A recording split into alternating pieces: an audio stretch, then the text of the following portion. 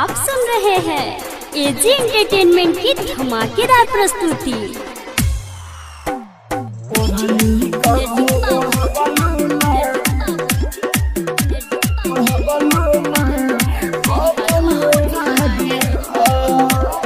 Mix by AG recording studio.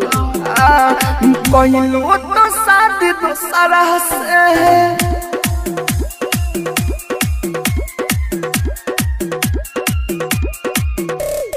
कहलू तो शादी दूसरा से हमके भुला दिया। ओढ़नी कबो ओढ़लू ना कफन ओढ़ा दिया। ओढ़नी कबो ओढ़लू ना कफन ओढ़ा दिया।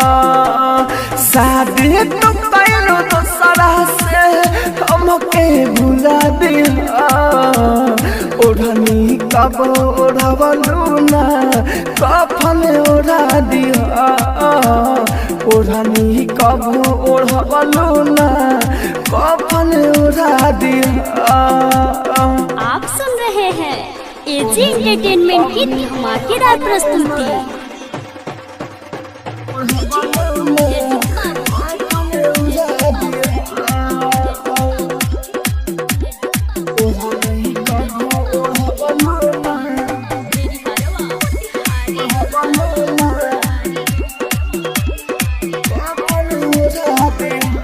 Mix by AG recording studio.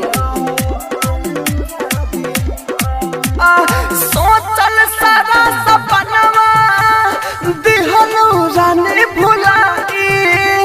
पिया के संगे जाके गोरी हो गइलू हरे जाई। पिया के संगे जाके गोरी हो गइलू हरे जाई। सोचल सारा सपनवा दिहलू रानी भुलाई। पिया के संगे जाके गोरी हो गइलू हरे जाई। हो गइलू हर जाई। मारे तना जमाना मारे तना जमाना के सच तू बता दिया। ओढ़नी कबो ओढ़लू ना अपन ओढ़ा दिया।